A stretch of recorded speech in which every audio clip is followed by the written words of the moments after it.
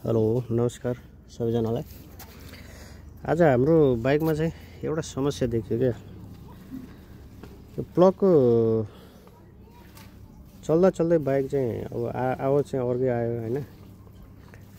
अनि अब के भयो भनेर यसो रोकेर हेर्दाखेरि प्लगको चाहिँ यो भाग चाहिँ बाहिर निस्केको थियो। यो तार चाहिँ प्लग हाल्ने अनि प्लगको चाहिँ यो तलपट्टिको भाग चाहिँ भाँचेर त्यही अड्केको रहेछ क्या।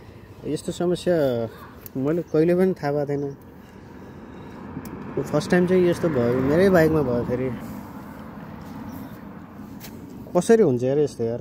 तलको जुन चुडी हुने भाग चाहिँ पुरै चाहिँ भाँचेर त्यही अड्केर बसिरहेछ। अब हाम्रो मिस्त्रीलाई देखाउँदाखेरि पुरै यो ढिक्का खोल्नुपर्छ भन्छन्। प्रयास जारी छ भित्र भाँचिएको चाहिँ अड्केको चाहिँ निकाल्नलाई। के छ निस्केला? टाइट छ यार, एकदम टाइट हुन्छ कि त्यो यार। यो पुरै खोल्नुपर्ने स्थिति भइसक्यो कि यार। यो पुरै खोल्नुपर्छ जस्तो लाग्छ मलाई। के गरेर जमाएको होला यो हैन। त्यो पुरै जामा होला खोल्दाखेरि त दोस्रो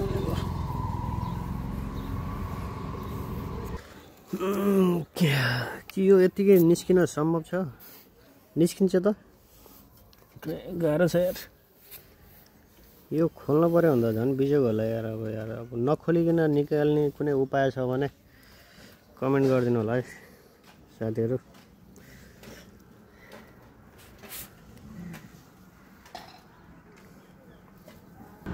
यस्तो भयो पुरा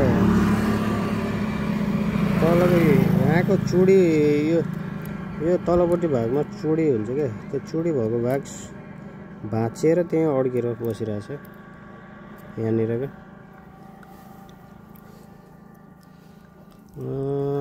गाह्रो त गाह्रै छ यार। है देखिन्छ यो हैन। त्यो भित्र अड्क्यो। गाह्रो छ यार। ल